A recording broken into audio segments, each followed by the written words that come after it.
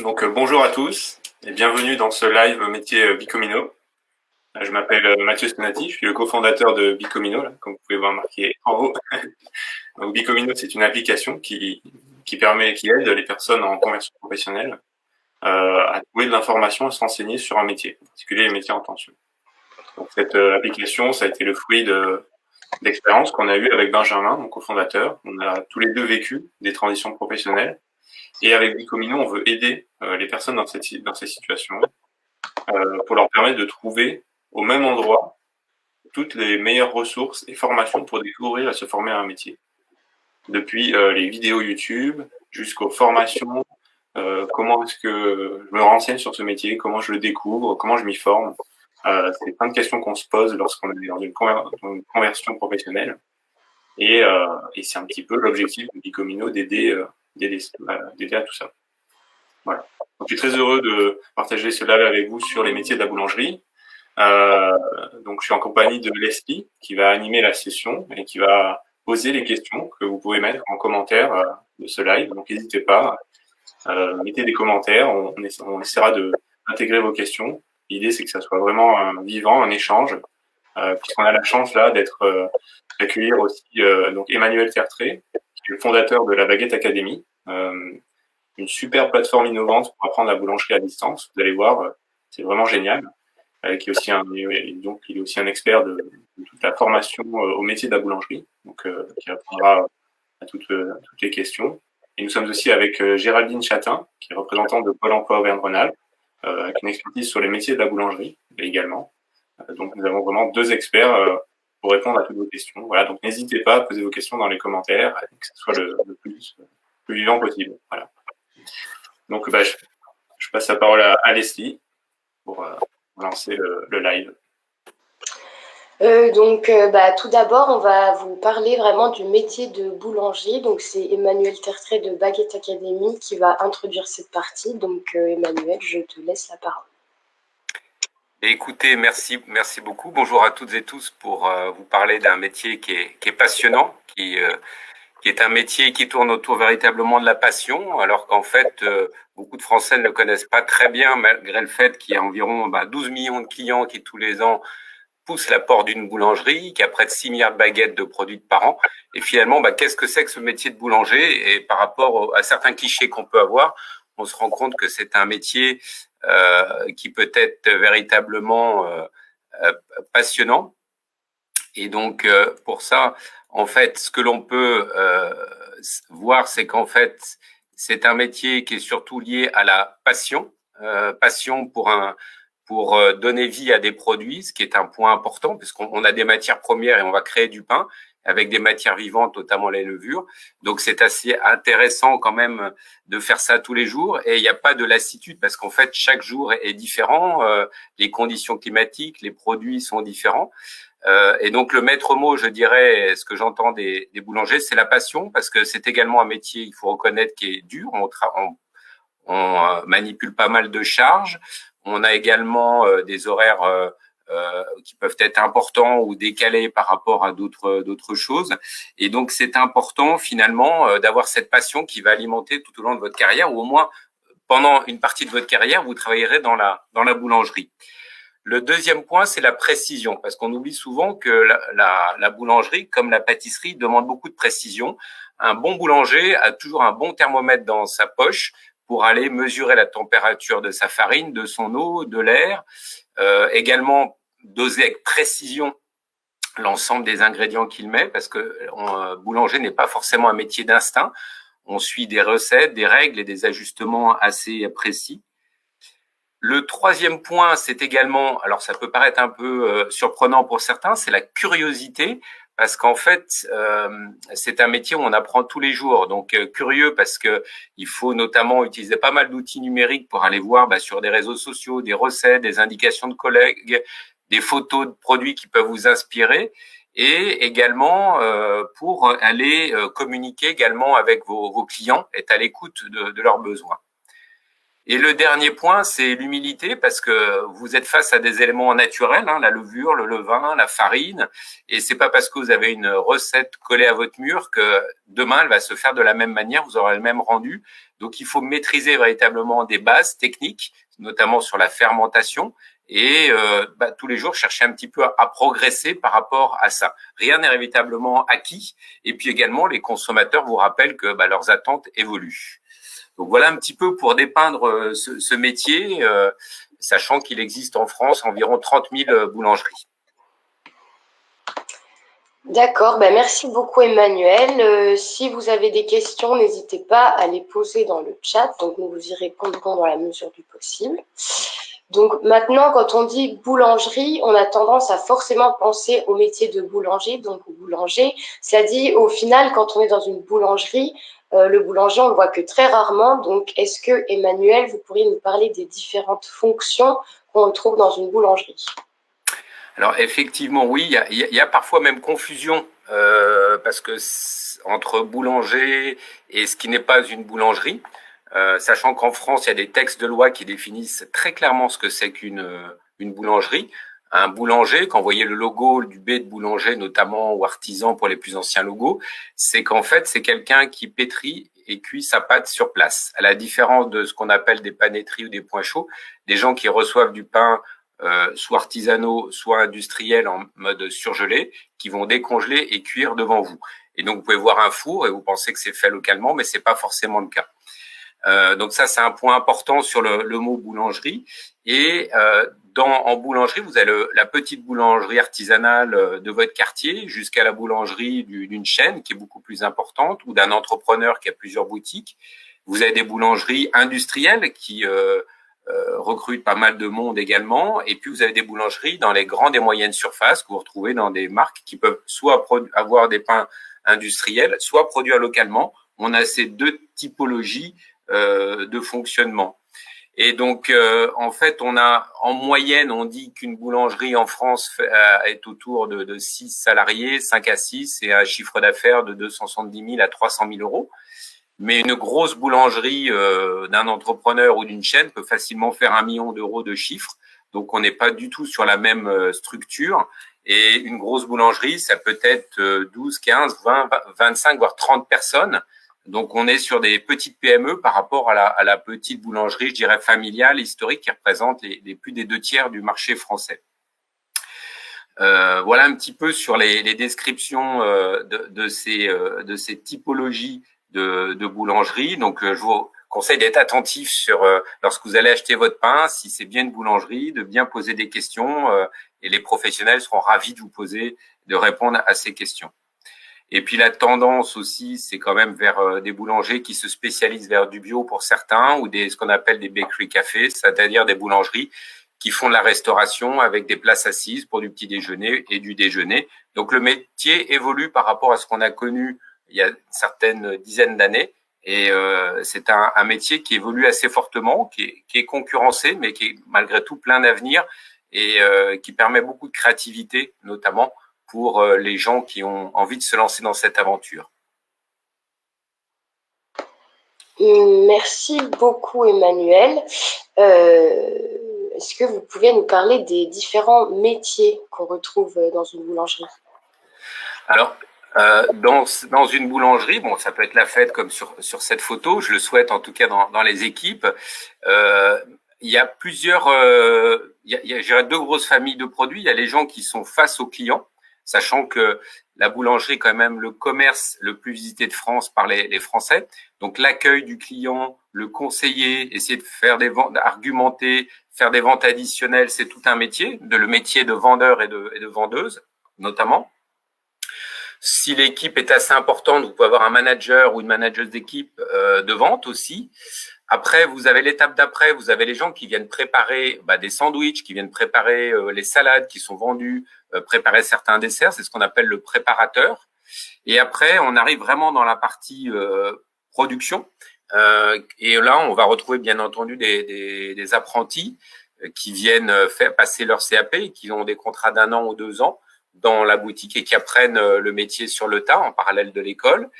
Vous avez bien entendu le métier de boulanger, sachant que pour être boulanger, il faut avoir un minimum un CAP, qui est un point important. Et puis, peut-être que vous connaissez pas, c'est le métier de tourier, qui est un métier malheureusement qui a un peu tendance à disparaître, mais qui va revenir, je pense, un peu plus à la mode. C'est la personne qui va surtout travailler la pâte, préparer les pâtes et qui a notamment une spécialisation dans la préparation des viennoiseries, notamment des pâtes feuilletées, qui est quelque chose de très technique. Pour chapeauter ces gens en production, vous avez bien entendu le chef boulanger, qui s'occupe plutôt de la production. Et au-dessus du chef boulanger, manager d'équipe, vous avez le manager du magasin, qui peut être un salarié si c'est une chaîne de boulangerie, ou le propriétaire du magasin. Et dans certaines boulangeries, vous avez également des pâtissiers et apprentis pâtissiers en fonction de la taille de la boutique et de la gamme. Voilà. Et puis vous pouvez avoir des professions de boulanger un petit peu en dehors de la partie magasin, que vous retrouvez notamment chez des meuniers ou des gens qui fabriquent des ingrédients de boulangerie. C'est ce qu'on appelle un boulanger d'essai. C'est quelqu'un qui a également un CAP, qui va travailler souvent avec des ingénieurs agronomes pour tester des nouvelles variétés de blé, la qualité des blés, donc c'est un process un petit peu différent comme approche, mais ça reste des boulangers, notamment, qui vont également venir former des boulangers sur des nouvelles techniques, sur l'application de produits, sur des recettes. Donc le métier peut être assez large. Voilà pour la description globale des équipes, en sachant que globalement, c'est 50% en production et 50% tourné vers le client, vers la vente, dans la répartition moyenne d'une boutique, qu'elle soit de 6, 12 ou 20 personnes. D'accord, donc on peut dire qu'au final, dans une boulangerie, il y a vraiment beaucoup de diplômes différents, en fait. Oui, tout à fait. Et donc, si on parle sur les diplômes correspondant à ces métiers, là, vous avez le basique, entre guillemets, et le plus important, c'est le CAP boulanger, qui se passe entre 1 an et 2 ans selon les profils de parcours, voire en 6 mois en accéléré pour certains profils d'adultes, notamment ceux qui vont avoir des objectifs d'entrepreneuriaux, de racheter des boutiques. Ils peuvent aller un peu plus loin avec une mention complémentaire. Vous avez ce qu'on appelle un CQP de tourier snacking, ce qu'on a vu auparavant, qui est une spécificité particulière. Certains peuvent passer un bac professionnel en 3 ans qui mélange boulangerie et pâtisserie. Ils peuvent aller plus loin sur ce qu'on appelle un brevet professionnel qui se fait grosso modo en 2 ans supplémentaires.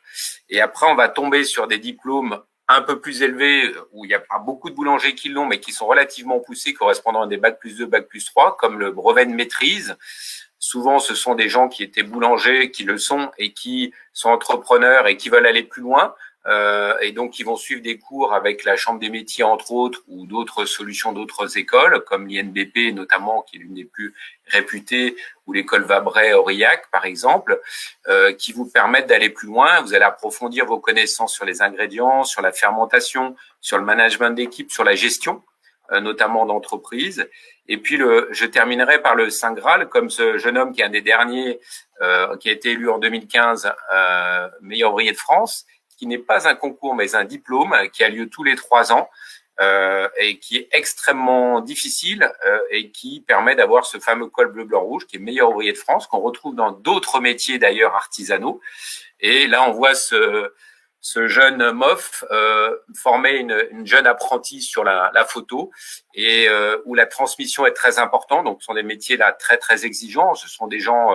c'est un petit peu l'élite, je dirais, de la formation. Ce sont des gens qui sont souvent dans des boutiques et qui, parallèlement, vont aller faire des opérations de formation en France ou à l'étranger, plutôt bien rémunérées, il faut être honnête, aussi bien qu'un informaticien assez compétent. Mais il faut voir le travail, le sacrifice, le nombre d'années de sacrifice qu'il y a derrière ce logo MOF. Voilà sur les formations, en sachant que je vous ai parlé des formations classiques, mais peut-être qu'avec Géraldine de Pôle emploi, on verra un petit peu les possibilités sur la réorientation professionnelle après, notamment pour des adultes. D'accord, bon, on y reviendra un peu plus tard dans le live, du coup, par rapport aux formations, pour ceux qui sont intéressés par ça. Donc Emmanuel, vous nous en avez déjà un peu parlé tout à l'heure, mais j'aimerais revenir sur le point. On se demande en fait quels différents types de boulangeries il existe, parce que ça nous arrive parfois d'acheter notre pain soit en supermarché, soit en boulangerie. Donc en fait, est-ce qu'il est possible de pratiquer le métier de boulanger ailleurs que dans une boulangerie, et comment ça fonctionne? Enfin, quelles sont les différences? Oui, alors je vous disais ce que ça représentait la boulangerie dans son ensemble, la législation qui définit très clairement ce que c'est. Donc au niveau des boulangeries, on a des chaînes dont je vous parlais. On a également des possibilités en grande et moyenne surface. Donc là, quand vous avez des grosses boulangeries en général, on va tomber sur des équipes du matin, équipes d'après-midi, dans des organisations un petit peu différentes que l'on peut retrouver de ces côtés-là. Et puis au niveau des boulangeries, on a vraiment aussi ce qu'on appelle aussi les points chauds, ce dont je vous parlais, où là, la personne va être plutôt amenée à décongeler des produits, s'occuper de la décongélation, maîtriser la fermentation et la cuisson. Ça peut être des boulangers. Dans les boulangeries industrielles, qui sont des grosses chaînes de production ou semi-artisanales, on va prendre également des gens qui ont des compétences de boulangerie pour manager une chaîne de production. Donc tout ça sont des métiers qui découlent de la boulangerie. Vous avez des gens qui sont des commerciaux, qui auparavant étaient des boulangers, ou qui vont venir apporter des conseils techniques. Donc d'un métier de production, on peut varier vers des fonctions de conseil, de commerciaux aussi, voire marketing dans certains cas. Et on peut également avoir des opportunités à l'étranger, pas forcément que dans la boulangerie de quartier.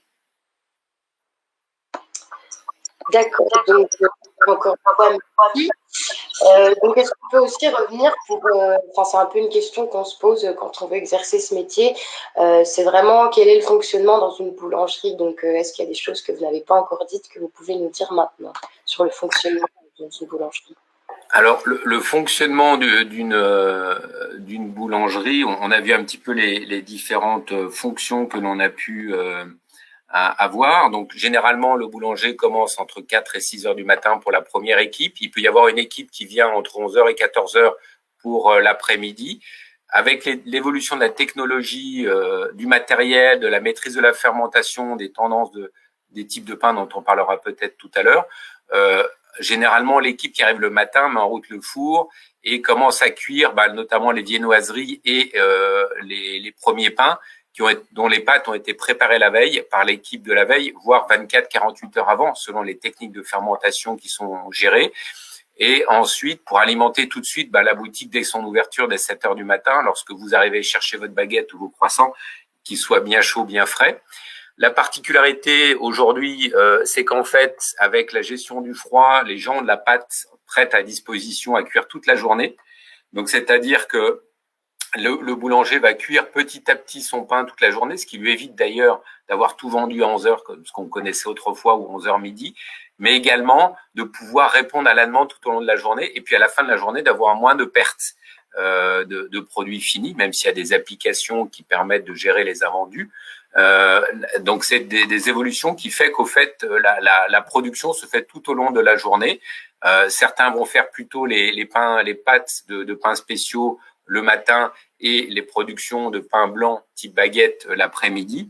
Donc on a ce type d'organisation en production. Après arrive en milieu de matinée ce qu'on appelle les préparateurs de commandes, qui vont préparer les sandwichs à partir du pain produit le matin et préparer les salades, remplir les sandwichs, etc. pour alimenter le rayon, pour qu'autour de 11 heures, les premiers éléments soient présents, même si aujourd'hui on voit que déjà les boulangers mettent des produits dès le matin à 7 heures, 8 heures pour que les gens qui passent le matin, qui vont travailler, prennent déjà des premiers produits. Donc les préparateurs arrivent le matin, sachant qu'il y a des évolutions comme le click and collect qui permet de commander déjà des produits de son bureau avec son smartphone et d'aller retirer son produit, fait que ça permet aux préparateurs de mieux gérer les stocks de sandwich et les invendus notamment. Après, voilà un petit peu dans l'organisation de manière générale. Il y a également, bon, comme vous devez vous en douter, un petit peu des coups de bourre vers Noël et le début d'année janvier, qui sont des moments assez denses en termes de production. Également vers Pâques où il y a pas mal de chocolat. Pour les chocolatiers, c'est près de 40% du chiffre d'affaires annuel qui joue à ce moment-là. Pour les boulangers pâtissiers, c'est également un moment important. Donc il y a les galettes aussi sont des moments denses et donc tout ça se prépare avant, les semaines avant. Et donc c'est des périodes de l'année qui peuvent être plus importantes. Voilà. Mais les techniques de production, de stockage des matières permettent de réguler les masses de travail, d'éviter de travailler énormément pendant ces périodes très denses. Voilà, sur les fonctionnements de l'organisation. Je ne sais pas s'il y a des questions sur ce point-là. Donc, s'il n'y a pas de questions, je voudrais passer au point suivant. C'est une question, je pense, que tous les amoureux des produits qu'on retrouve en boulangerie se posent. Donc, quels sont les produits qu'on retrouve les produits phares qu'on retrouve dans tout type de boulangerie, donc qu'elles soient artisanales ou industrielles? Alors, c'est une bonne question parce que en fait, les boulangeries artisans évoluent également par rapport aux attentes du consommateur et par rapport à ce qu'entend le consommateur sur le pain, avec des choses qui sont vraies, des choses qui sont fausses, ce qui relaie dans la presse, dans les médias, etc. et sur l'aspect nutritionnel. Donc, on avait historiquement dans les années 70, 80 des pains, ce qu'on appelait des pains assez blancs, des baguettes qui étaient produites assez rapidement, assez volumineuses.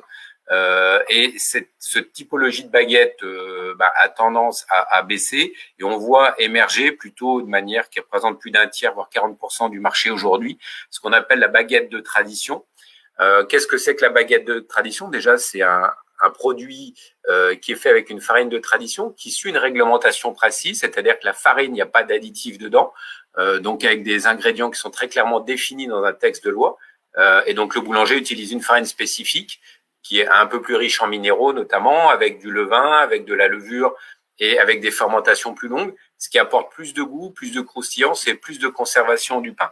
Donc ça, déjà en type de baguette, on va vraiment sur ce qu'on appelle la baguette de tradition, qui est la tendance actuelle. Après, sur des pains, je dirais spéciaux, on va retrouver des pains de meule. La farine de meule, c'est une farine complète. Vous avez le germe aussi, donc qui est plus riche en protéines, en minéraux, et donc meilleur pour la santé, pour la digestibilité également, ce qui fait que c'est un pain qui est assez tendance, tout comme le pain complet, qui est recommandé aussi pour ses aspects nutritionnels. Et de manière générale, les pains nutritionnels, on va trouver des pains avec multigraines, avec 8 graines, 12 graines, 28 graines, en fait, ce qui fait que on va amener des omégas, plein de choses qui sont bons pour la santé à travers ces pains, avec beaucoup de travail de pain au levain. Également, on a une émergence de pain bio. Ce que je vous disais, même certaines boulangeries se sont véritablement spécialisées sur que du pain bio, parce que c'est assez contraignant en termes de certification et de process, parce qu'il faut bien isoler vos matières premières bio de ce qui n'est pas bio. Et puis, les tendances aujourd'hui, c'est que le boulanger, il ne vit pas s'il ne fait que du pain. Ce qui lui permet de compléter son activité, c'est ce qu'on appelle le snacking ou la restauration boulangère, qui peut représenter pour certains 50% de son chiffre d'affaires, c'est-à-dire tout ce qui est snacking, du pain, des bagels, des burgers, des pambagnas, des quiches, des pizzas, etc. Tout ce qu'il peut faire lui-même et permettre à des gens d'emporter des produits à déjeuner. Et puis, la dernière tendance aussi, c'est ce on disait tout à l'heure, le bakery café, qui vient d'une tendance un peu américaine dans la manière de consommer et ce qu'on retrouve. C'est notamment de fait que le client puisse trouver une place assise, notamment dans la boulangerie, ou à emporter par rapport aux 4 moments clés de la journée, que sont le petit déjeuner, c'est-à-dire qu'il va prendre son jus d'orange, va prendre un café, il va acheter son croissant et s'arrêter manger dans la boulangerie ou l'emmener. Ensuite, il y a le repas de midi. L'après-midi, il y a la pause 4 heures. Et le soir, je sors du bureau, je viens racheter, voire à dîner chez mon boulanger, ou qui peut souvent faire traiteur également, etc. Donc, on a vraiment une évolution de ce métier, des produits qui collent à ce que demande le consommateur à la société. En sachant que il est également nécessaire pour le boulanger de s'adapter, parce qu'aujourd'hui, on a autour de 94 grammes de consommation de pain par habitant, alors qu'il y a un siècle, on était à plus de 900 grammes. Donc, on a divisé par 10 la consommation. Donc, ce qui explique aussi la baisse du nombre de boulangers. Mais aujourd'hui, on stabilise pas mal. Et les boulangers ont su se réinventer, à adapter leurs produits par rapport aux attentes des consommateurs, des produits à plus forte valeur ajoutée nutritionnelle notamment. Bon, j'espère que la photo, j'ai volontairement pas mis une photo de croissant pour pas vous donner faim à cette heure-ci, mais en tout cas, il y a de bons produits, allez chez votre boulanger. Et surtout, échanger avec lui sur les compositions des produits, c'est important. Mais par rapport aux produits dans une boulangerie, je me pose la question, quelle viennoiserie ou pâtisserie, quelles sont les viennoiseries et pâtisseries en fait que tout boulanger doit savoir faire, ou est-ce que de base un boulanger, c'est censé faire que du pain, si vous voyez ce que je veux dire, comment ça... Alors, dans son parcours de formation dans un CAP, le boulanger apprend à faire du pain blanc, des pains complets. Il apprend également à faire des viennoiseries, croissants, pain au chocolat, brioche, et ce qu'on appelle la pâtisserie boulangère, c'est-à-dire des éclairs, je dirais un petit peu les basiques de la pâtisserie. Et donc, c'est pour ça que, grosso modo, entre le boulanger et le pâtissier, il y a à peu près un bon tiers d'apprentissage qui est commun entre les deux, parce que les pâtissiers apprennent également à faire la viennoiserie, notamment. Et actuellement, le métier de tourier, la personne qui sait faire des viennoiseries, est un métier qui est remis en avant par la boulangerie artisanale, notamment la Confédération de la boulangerie, qui a lancé récemment en janvier un label qui s'appelle Boulanger de France, que peut mettre certains boulangers en vitrine à partir du moment où ils ont été audités et qui respectent un cahier des charges précis, montrant qu'ils font bien eux-mêmes le pain, qu'ils font bien eux-mêmes les viennoiseries, qui répondent à des conditions de recherche de filières courtes, de valeur nutritionnelle des pains. Donc, il y a une vraie remise en question de la filière boulangerie artisanale et une belle dynamique lancée par la Confédération de la boulangerie dans ce sens-là, pour qu'il y ait une meilleure clarté vis-à-vis du consommateur. D'accord, ben merci beaucoup Emmanuel. Comme je l'ai dit tout à l'heure, si vous avez des questions, n'hésitez pas à les poser dans le chat et on y répondra quand on aura le temps, quand il sera possible d'y répondre. Donc, ce sera tout pour cette partie sur vraiment le métier de boulanger ou boulangère.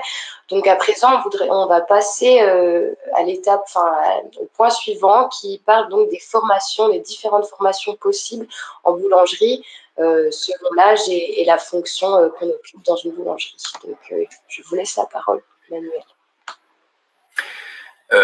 Donc, au niveau des formations, ce que l'on a, on parlait des CAP. Alors, classiquement et traditionnellement, on va passer son CAP dans un centre de formation d'apprentissage appelé CFA ou une école qui le propose. Il y a des écoles type Ferrandi, INBP à Rouen, Aurillac dont je vous parlais, notamment, qui vous permet à partir de la troisième de démarrer votre CAP qui se fait en 2 ans. Et donc, dans ces 2 ans, vous avez à peu près 23 semaines en centre de formation et le reste en apprentissage dans le cadre d'une entreprise qui peut être une boulangerie Carrefour au même titre qu'un artisan ou d'une chaîne de boulangerie. Donc ça, c'est ce que j'appelle le CAP classique. Après, il y a la possibilité de passer le CAP en 1 an, notamment pour des profils de gens qui ont le bac, qui ont déjà l'enseignement général sur l'anglais, le français qu'on retrouve également dans des cours d'enseignement généraux sur les CAP, et donc qui vont apprendre en manière un petit peu plus accélérée la partie boulangerie avec 1 an d'apprentissage. Et puis après, vous avez pour des adultes, par exemple, qu'on retrouve dans l'école Banette ou Festival des Pains, qui sont des formations proposées par des meuniers. On a des profils de personnes qui se disent, bah voilà, je faisais du marketing dans une société, je veux monter une boulangerie. Donc j'ai un profil d'entrepreneur, mais je veux quand même apprendre des bases du métier. Donc je vais faire un CAP de manière très intensive, en 5 à 6 mois à l'aide de ces meuniers, correspondant grosso modo à 3-4 mois en école et 2 mois de stage, avec une vision pas forcément de devenir boulanger à moitié. Ce sont des gens qui vont faire de la production et l'autre moitié sont des gens qui vont investir dans une boulangerie et devenir entrepreneurs. Donc voilà un petit peu ces types de profils que l'on retrouve aujourd'hui sur des sur des CAP.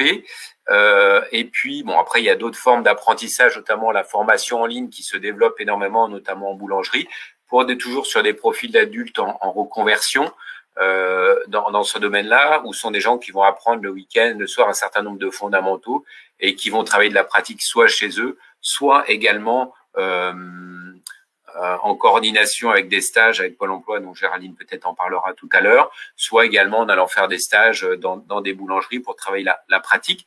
Parce que souvent, on apprend, que ce soit en école, souvent on apprend à faire des 10-15 baguettes, mais en boulangerie, on va être plutôt sur des profils de 600 à 800 baguettes jour. Donc, il va falloir accélérer le rythme, accélérer certaines étapes. Et donc, il y a une adaptation dans le contexte professionnel qui est importante en dehors de l'école. Voilà, sur les typologies d'écoles, je ne sais pas s'il y a besoin d'autres précisions supplémentaires. En sachant que cette formation de base de CAP est nécessaire, mais vous avez également la possibilité tout au long de votre cursus professionnel d'aller faire des formations supplémentaires, aller faire une formation de tourier, aller faire une formation de vendeur ou vendeuse, aller faire une formation brevet de maîtrise, voire aller vers le diplôme de MOF, aller faire des formations complémentaires de management si le souhaitez ou de gestion, parce que le métier de boulanger est devenu, je dirais, plus riche qu'il ne l'était auparavant, où en fait la personne devait savoir produire du pain, à peu près gérer avec son expert comptable l'entreprise, si je caricature un peu. Aujourd'hui, le boulanger, en tout cas le propriétaire d'une boulangerie, est un véritable entrepreneur. Il dirige une PME, donc il doit gérer du marketing, du digital, des hommes, de la législation, sur l'hygiène, la sécurité, le droit du travail, développer des recettes. Donc c'est un métier qui est très très riche par rapport à ce qu'il était auparavant.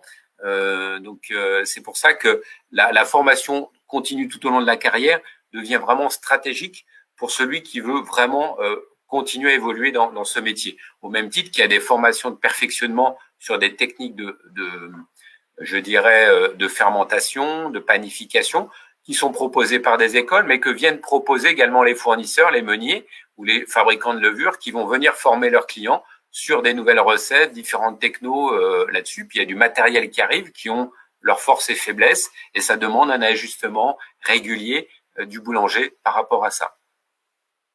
Oui, c'est vraiment, ça se fait par étapes tout au long de la vie, quoi. Oui. Tout un processus, quoi. On n'est pas obligé de passer X années à l'école, et puis voilà, on peut vraiment y aller par étapes.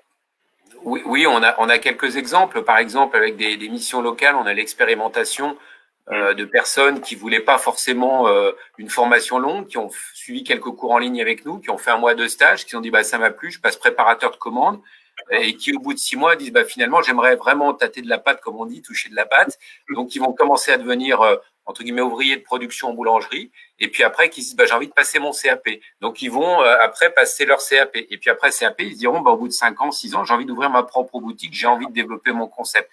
Là on a ce profil de la personne qui est partie de ce niveau-là, au même titre que je disais, vous avez des gens qui étaient qui faisaient du marketing dans une entreprise, qui achètent une boulangerie, qui managent et qui après vont passer leur CAP 2-3 ans après parce qu'ils ont des gens qui ont le CAP dans l'équipe. Donc on part dans le sens inverse.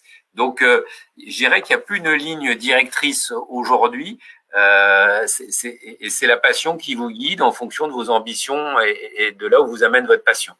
C'est génial. Merci bien. Vous voulez rajouter quelque chose, Mathieu? Est-ce que tu voulais poser d'autres questions? Non, peut-être pas. Alors j'ai vu qu'il y avait une question, mais c'est peut-être sur les blés hors France. Est-ce qu'il y a des spécificités, enfin des pains en fait peut-être étrangers qui se font aussi, et peut-être aussi qu'on parlera après un peu justement des parcours à l'étranger aussi, des gens qui veulent avoir une mobilité, parce que c'est quand même un métier qui est assez qui a un certain prestige un peu, le boulanger français à l'étranger. Donc peut-être pour ceux qui veulent voyager. Alors oui, c'est une bonne question parce qu'aujourd'hui, par exemple, la Confédération de la boulangerie travaille au référencement de la baguette comme patrimoine de l'UNESCO, du fait du succès de la boulangerie, du pain français à l'étranger. Et on a énormément de richesses de pains différents. Par exemple, dans certaines régions, on va dire chocolatine pour un pain au chocolat, d'autres pains au chocolat. Pareil, il y a plein de termes différents sur la brioche. Donc, il y a déjà beaucoup en France de variations d'une région à l'autre, même sur la galette de l'épiphanie. Certains, c'est plutôt des brioches, etc. Donc, on a déjà une forte richesse et en France, on a un gros patrimoine là-dessus. Mais c'est vrai que on a une tendance aujourd'hui à aller proposer des pains différents, notamment des pains pita, des pains plats, qui permettent de faire des wraps, ou les wraps pour certains produits de snacking. Vous avez les pains type burger qui se développent, les bagels aussi qui se développent énormément. Donc on voit qu'il y a je dirais, une mondialisation quelque part du pain qui correspond aux attentes du consommateur. Véritablement. Et donc, les boulangers apprennent à travers leur meunier ou des écoles qui vont faire un parcours spécifique sur des pains spécifiques ou le pain vapeur chinois. Vous avez énormément de richesses. Le pain est quelque chose d'extraordinaire qui a des milliers d'années. Et en Iran, on voit il y a une très forte richesse là-bas de pain. Beaucoup de pays ont leur propre spécificité si on sort du cadre français. Donc oui, on peut inviter fortement les boulangers à aller chercher des inspirations sur des pains différents à l'étranger ou suivre des formations. Et puis, comme disait Mathieu, il y a aussi le fait que la boulangerie française a une super aura à l'international et les gens, beaucoup, je le vois aujourd'hui, me disent, tiens, je suis une formation en ligne et puis je vais monter une chaîne de boulangerie. Ça, c'est le cas classique. Mais les gens ne s'imaginent pas à quel point le métier est technique. Donc, je leur recommande de suivre une formation, mais s'ils lancent un produit, je leur recommande de prendre un boulanger français au début, d'aller en recruter un pendant 1 an, 2 ans, qui va caler les recettes, former l'équipe, ajuster la recette au climat, l'humidité, à des consommateurs. On sait qu'en Asie, par exemple, les gens aiment moins le pain croustillant parce qu'ils n'aiment pas les choses qui font mal au palais. Nous, en France, on a l'habitude d'aller dans un bon sandwich bien croqué dedans. À l'étranger, les gens n'aiment pas ça. C'est douloureux, donc ils achèteront pas ça ou ils consommeront le pain différemment. Donc, ils veulent une baguette un peu plus molle. Donc, tout ça, il faut l'ajuster. Pour ça, il faut avoir un savoir-faire. Et donc, il y a des super opportunités pour les boulangers français que d'aller à l'étranger pour monter des concepts, soit en propre, soit pour quelqu'un, et de manager, former des gens, découvrir un autre pays, d'autres cultures. Certains y restent et s'installent, montrent leur propre business, ou font en permanence, tous les 2 ans, 3 ans, changent. On retrouve beaucoup de boulangers, puis au bout d'un certain temps, ils reviennent ou pas en France, ils ont envie. Mais en tout cas, c'est vrai que c'est une opportunité hyper intéressante et très recherchée à l'étranger. Pour terminer, je dirais aussi une des raisons, c'est parce que on a un pain français qui est un pain croustillant, qui est beaucoup plus technique à faire que ce qu'on appelle du soft bread, du pain mou, comme le pain de mie ou le buns, qui est plus facile à faire. Donc dès qu'on veut faire de la baguette, il faut un vrai savoir-faire. Et il y a quasiment qu'en France où on a l'obligation d'avoir un diplôme, de passer par l'école pour être artisan boulanger. Vous allez dans d'autres pays, vous avez un garage qui marche pas, vous fermez le vendredi, vous rouvrez, vous vendez du pain, il n'y a aucun problème, vous ne demandera pas de diplôme. La seule chose, c'est de suivre les matières d'hygiène nécessaires au pays. Donc, ce qui fait que le savoir-faire n'est pas le même. Et c'est pour ça que les boulangers français sont recherchés. D'accord, merci pour cette réponse aux questions. Je ne sais pas si vous voulez répondre aux questions qui ont été posées maintenant ou si vous voulez y répondre plus tard, comme vous voulez. En tout cas, c'est un métier qui, juste peut-être laisser la place à Géraldine, qui recrute. Bon, après, il y a l'effet Covid qui a peut-être, Géraldine en dira peut-être des statistiques là-dessus, mais ce que je peux dire, c'est que déjà, avant le Covid, la filière boulangerie disait vouloir recruter 7000 vendeurs à vendeuses qui manquaient dans les magasins. Donc déjà, dans ces postes-là, il y a des fonctions, il y a des formations qui existent dans ces métiers de conseil et de contact avec le client.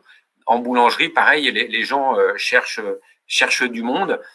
Donc, c'est pas un métier où il est difficile de trouver un travail de manière générale.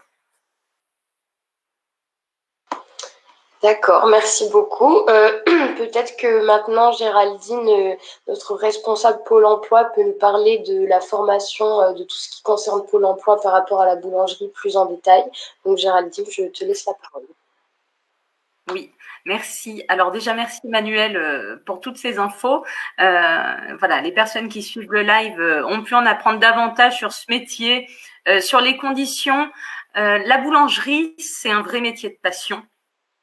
Nous, Pôle emploi, on travaille à accompagner les entreprises dans leur recrutement et pour cela, il faut qu'en face, on ait des personnes formées puisque, comme vous l'avez dit Emmanuel, pour pouvoir monter une boulangerie, il faut au moins une personne qui a un CAP dans ce domaine-là. Donc nous, alors je vais juste refaire un petit point par rapport à Pôle emploi. Nous, ce qui va être important par rapport à Pôle emploi dans un projet de formation, de réorientation professionnelle, ça va être la validation de ce projet. Et justement, j'y viendrai à la fin, c'est là où tous les outils digitaux, toutes ces formations en ligne vont pouvoir vous aider à valider justement votre projet professionnel.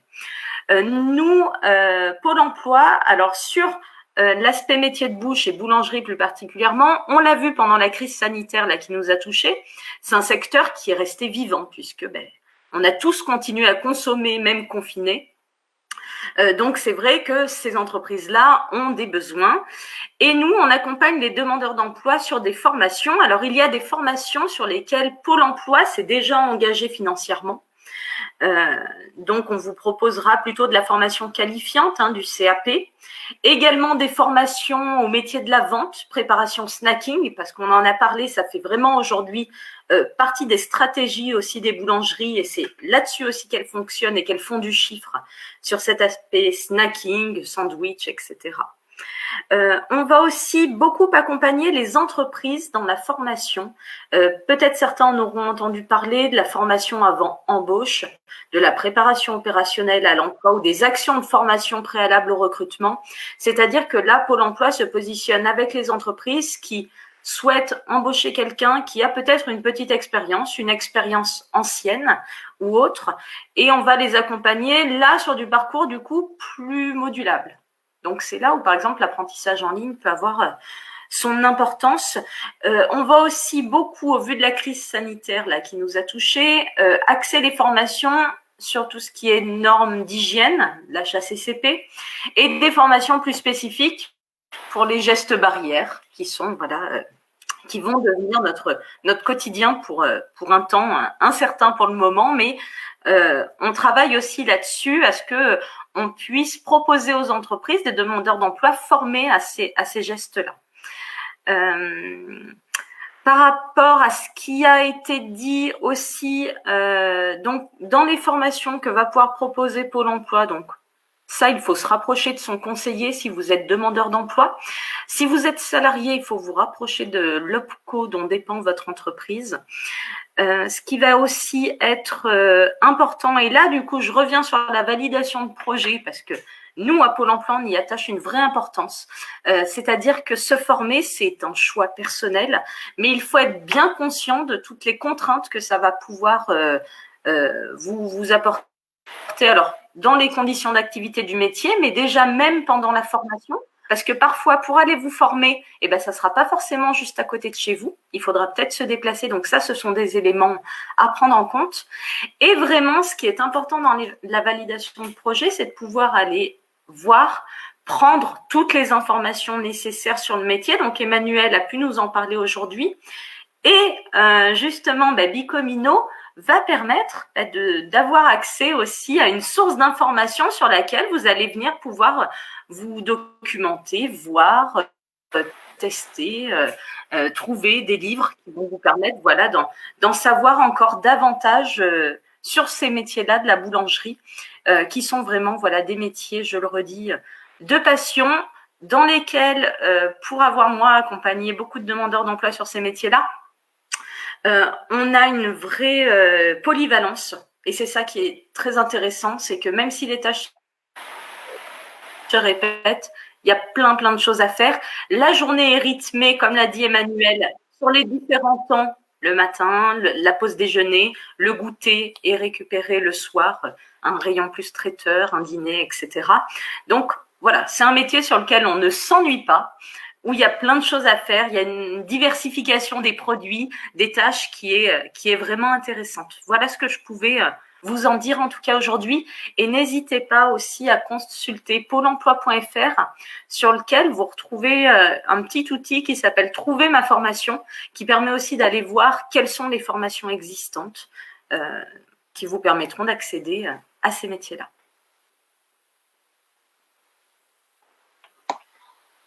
Merci beaucoup Géraldine. Je vais laisser la parole à Mathieu Et ensuite, on répondra aux questions que vous nous avez envoyées au fil du live, mais avant ça, je laisse la parole à Mathieu. Merci. Merci à tous. Merci Emmanuel pour toutes ces précisions. Merci Géraldine aussi pour ces ajouts ces compléments sur la partie effectivement de construction du projet professionnel. C'est quelque chose qui est au cœur de Bicomino. Donc Bicomino, alors peut-être on en parle, mais je vais vous montrer peut-être un aperçu pour ceux qui sont pas encore allés dessus. Bicomino, si vous voyez mon écran, voilà, donc c'est un site internet. Donc tapez bicomino.com, BECOMINO.com, et vous allez arriver sur cette page. C'est une page sur laquelle on a des vignettes qui sont classées par métier ou par compétence. Donc là, vous voyez, il y en a plusieurs. Il y a notamment effectivement un tableau sur devenir boulanger. Et lorsqu'on clique sur ces tableaux, vous allez apparaître voilà, donc sur le tableau spécifique à ce métier, où vous allez pouvoir trouver de l'information. Donc là, il y a beaucoup de choses qui ont été dites, c'est super. Et si vous voulez revenir creuser certains aspects, vous allez retrouver sur ce tableau des vidéos, des MOOC, là notamment justement, vous pouvez aller voir les formations proposées par Baguette Academy.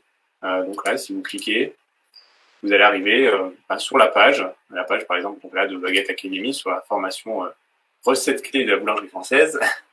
Donc voilà, donc vous allez pouvoir voir la formation, si ça vous convient, c'est dans votre projet.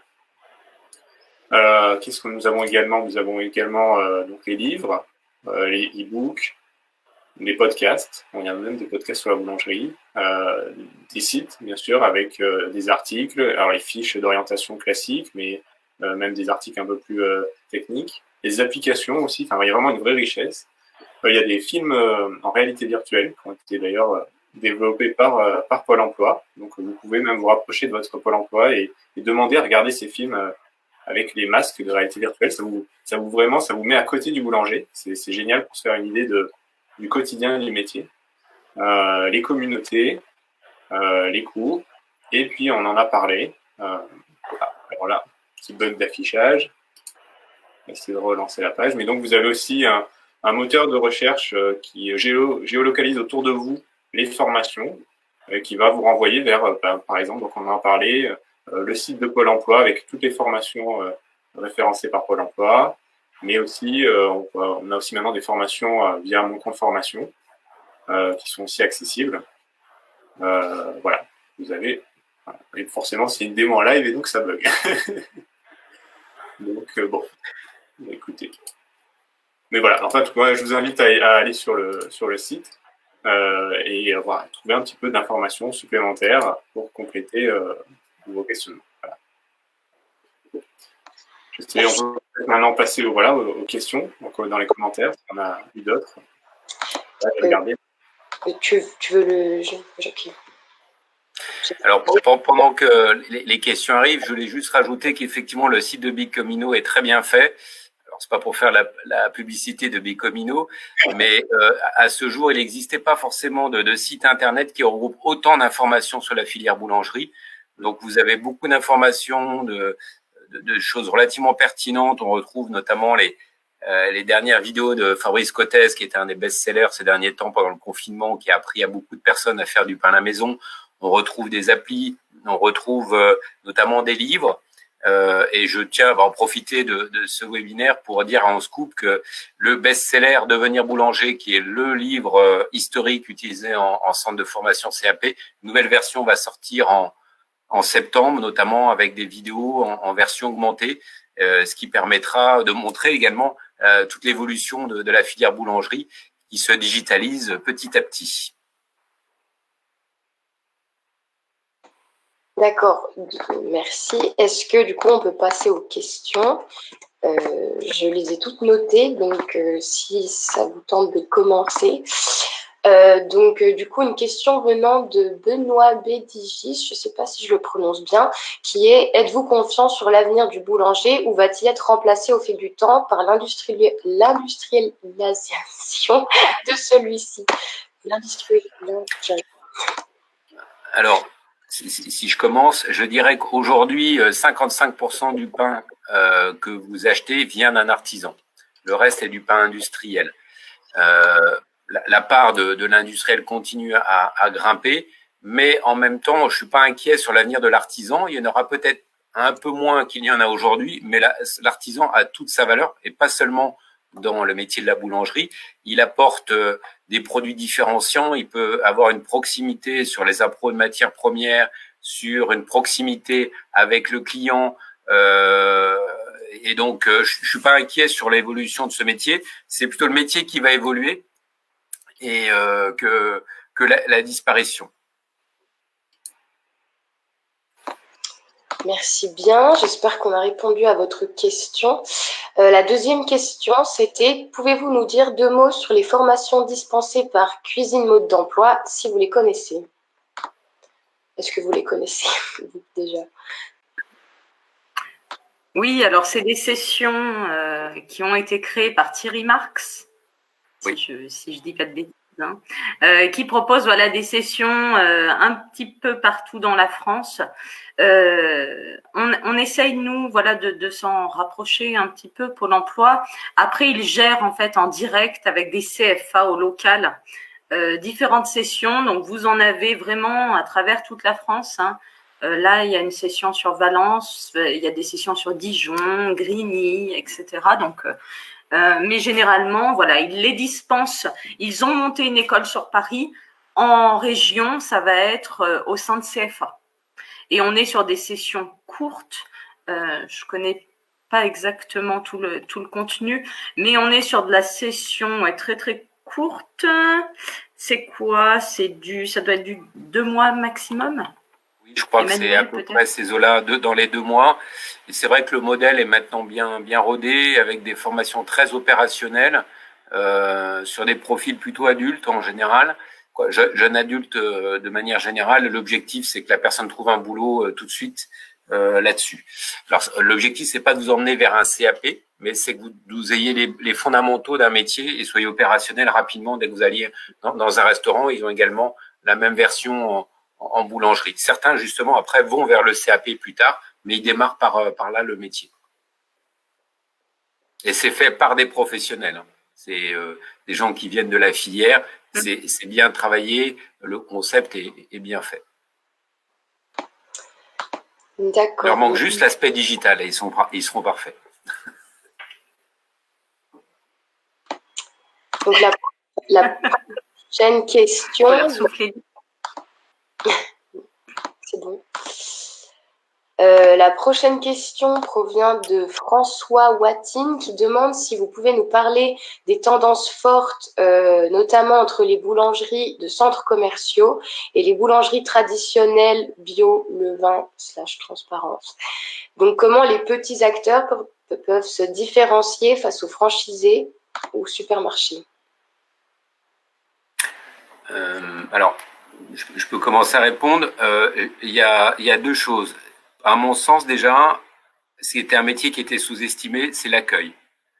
Déjà, quand un vendeur, une vendeuse vous accueille avec le sourire, vous conseille, vous sert bien, vous revenez. À la limite que ce soit d'une chaîne ou d'un artisan. Mais souvent, ce premier contact et cette proximité avec le client est sous-estimée. Elle est très importante. Donc, ça demande une formation et une approche du boulanger là-dessus, d'être attentif à ça. Et donc, pour un artisan indépendant, c'est important de bien cibler là-dessus, je pense. La deuxième chose, je dirais, c'est par la qualité, la variété de ces produits. Il va pas pouvoir se battre sur le prix par rapport à une chaîne, une GMS qui achète en volume des centaines de tonnes de farine, qui a des coûts de main d'œuvre qui sont pas les mêmes, de marketing. Donc, il pourra jamais se battre sur le prix. S'il part là-dedans, il perdra. Donc, il est obligé de jouer sur une différenciation. La différenciation vient, ça peut être du bio dans certains quartiers, une certaine cible. Ça peut être de faire bakery café. Ça peut être de faire des produits différenciants pour certains, des produits sans gluten, des produits plutôt vegan, etc., qui vont correspondre à une certaine cible et vraiment se différencier ou faire travailler que du levain, des produits très typiques, très typés, qui fait qu'ils se différencient de produits plus standardisés qu'on retrouve en GMS. En sachant ce qui est assez intéressant, c'est que depuis des dizaines d'années, on voit que les plus moteurs, ce sont les artisans. Et derrière, on voit des industriels et des GMS qui vont aller copier ce que fait l'artisan en disant, bah, tiens, ils ont fait ça, c'est bien, et nous, on va le faire aussi. Après, il y a juste Carrefour qu'il faut reconnaître a lancé la boule bio, qui a été une belle réussite. Ils ont été assez précurseurs là-dessus. Mais de manière générale, c'est vraiment l'artisan qui prend l'initiative. Également, pour ceux qui est le bio, qui est aussi une tendance qui se développe, vous avez une école près de Gap, l'école du bio, qui fait un CAP très spécifique sur le bio en moins de 2 à 3 mois et derrière qui vous accompagne également à monter votre boutique et aujourd'hui il y a plus d'une trentaine de magasins avec des gens qui sont formés par cette école, cette filière bio notamment. D'accord, merci. Il s'agit vraiment de se différencier des autres et de s'adapter aux tendances de consommation actuelles. Moi, je suis persuadée que si on lançait une boulangerie végane, ça marcherait vraiment bien. Il y avait une autre question de la part de la même personne, du coup, qui est quels sont les points importants à regarder lors d'un rachat d'un fonds de commerce? Alors, déjà, quand vous rachetez un fonds de commerce, la première chose, souvent, on recommande de se faire aider par un meunier qui a lui-même des fonds de commerce de clients qui vendent et sont souvent un partenaire intéressant parce qu'ils connaissent bien le client, ils savent très bien analyser le bilan, ils connaissent le marché, ils connaissent la clientèle. Donc souvent, c'est pas inutile de travailler en collaboration avec un meunier pour aller identifier des choses. À chaque fois, tu parles de meunier, mais peut-être précise, parce que moi, je sais pas, j'imagine que c'est quelqu'un qui fait de la farine. Oui, le meunier, c'est celui qui produit et vend la farine. Sauf que le meunier, aujourd'hui, ne fait pas que ça.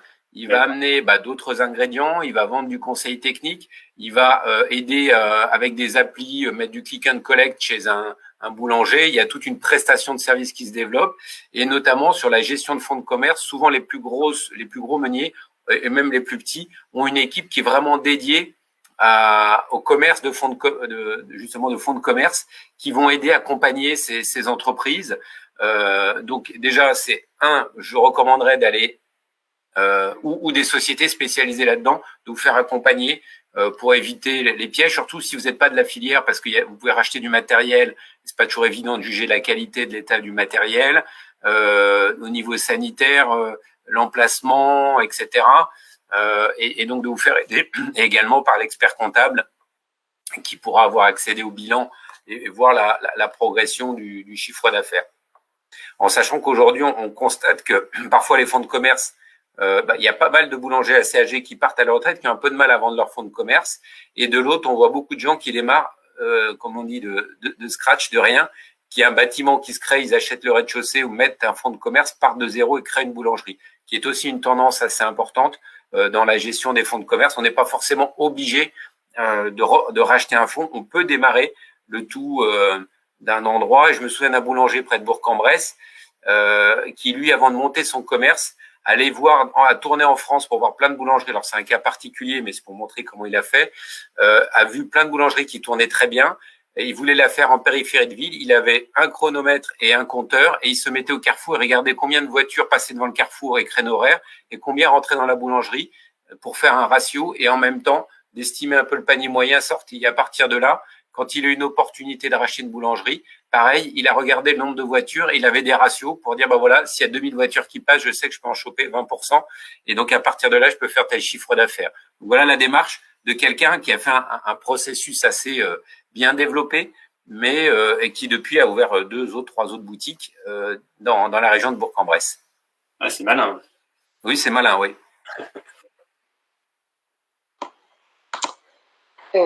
Donc la dernière question que j'ai pu voir sur le chat, c'est peut-on ajouter des formations spécifiques produits?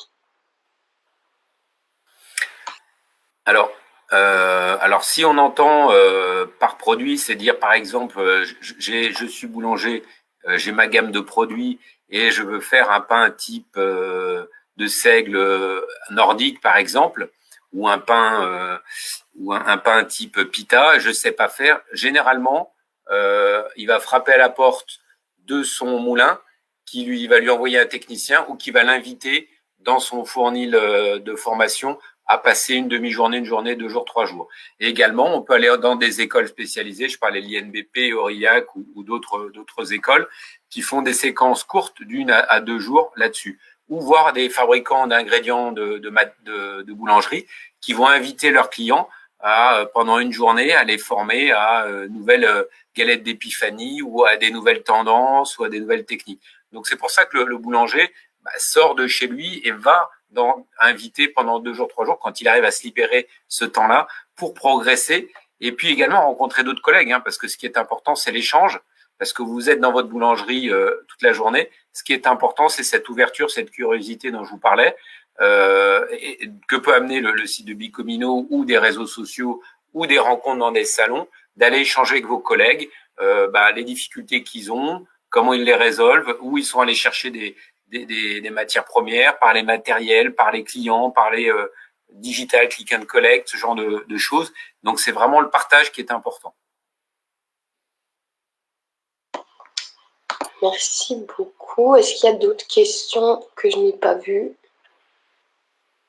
Il y avait une question à propos du financement, donc ce sera pour Géraldine, que le financement de la formation est assez difficile à obtenir par la région.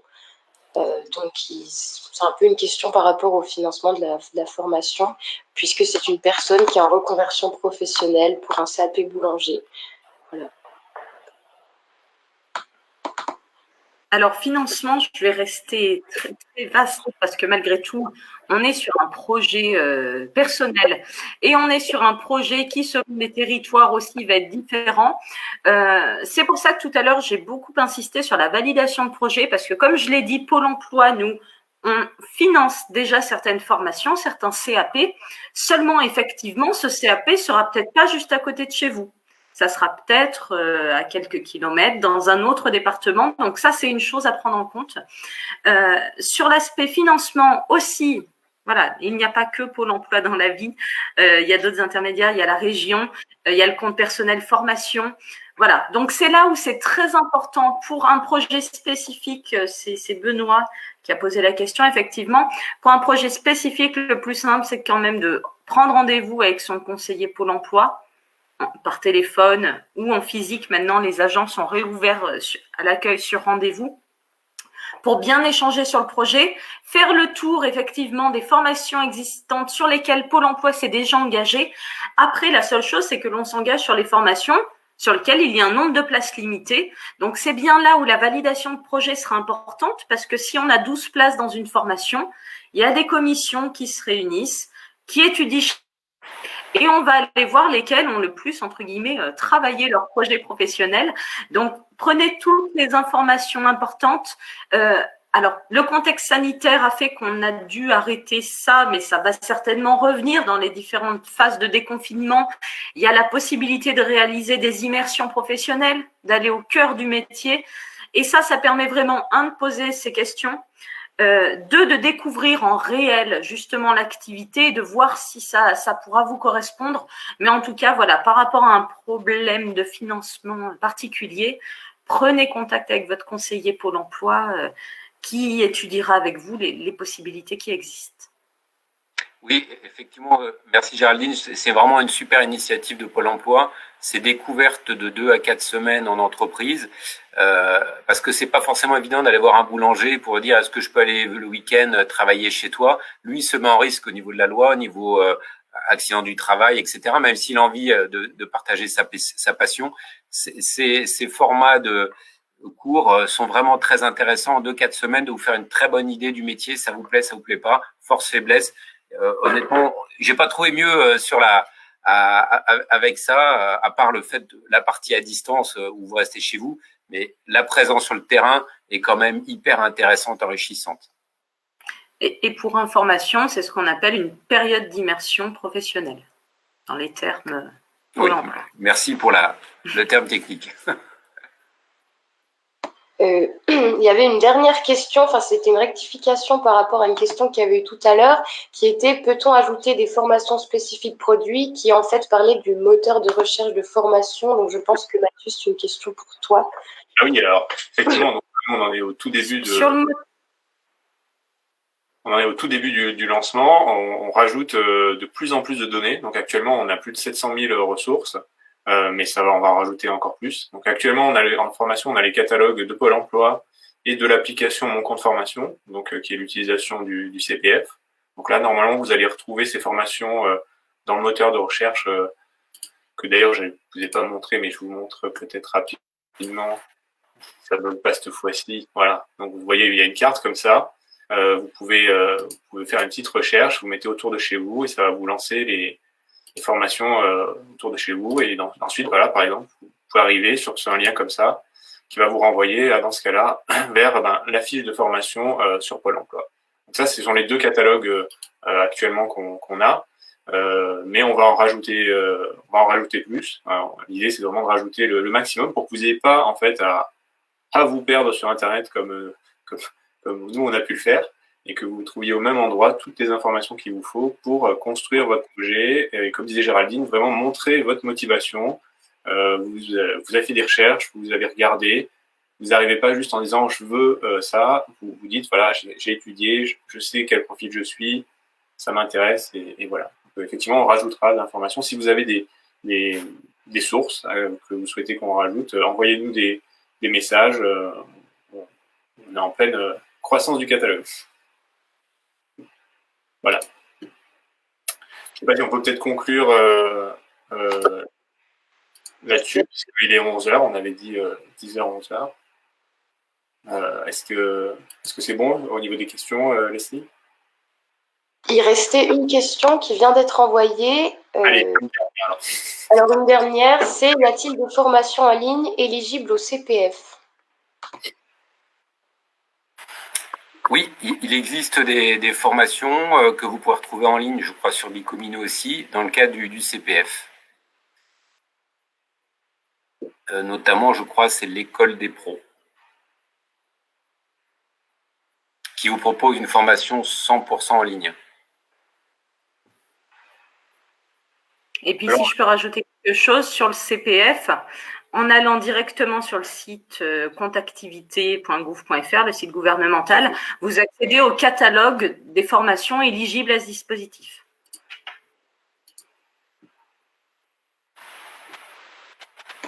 On va peut-être s'arrêter là. Mathieu, je te laisse, ou si vous avez quelque chose à rajouter, Géraldine ou Emmanuel, mais sinon, Mathieu, je te laisse conclure ce live. Oui, écoutez, je suis très content de cette discussion. J'espère que vous avez trouvé les réponses aux questions que vous vous posiez sur ce métier, qui est vraiment du coup vraiment un beau métier, avec beaucoup de passion, beaucoup de chemins possibles pour y arriver, selon les profils de chacun. Ça, c'est génial. Et du coup, voilà, j'espère que ça va répondre à vos questions. Le live, de toute façon, sera enregistré, sera mis en vidéo. Donc, si vous voulez le revoir ou inviter d'autres personnes à le regarder, ce sera avec plaisir.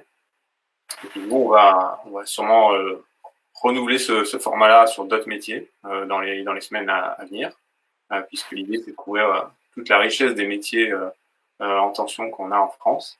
Et voilà, donc merci à tous. Merci à Emmanuel pour toutes ces précisions. Merci à Géraldine. Merci à Leslie pour l'animation. À Benjamin pour la technique. Et voilà, merci à tous.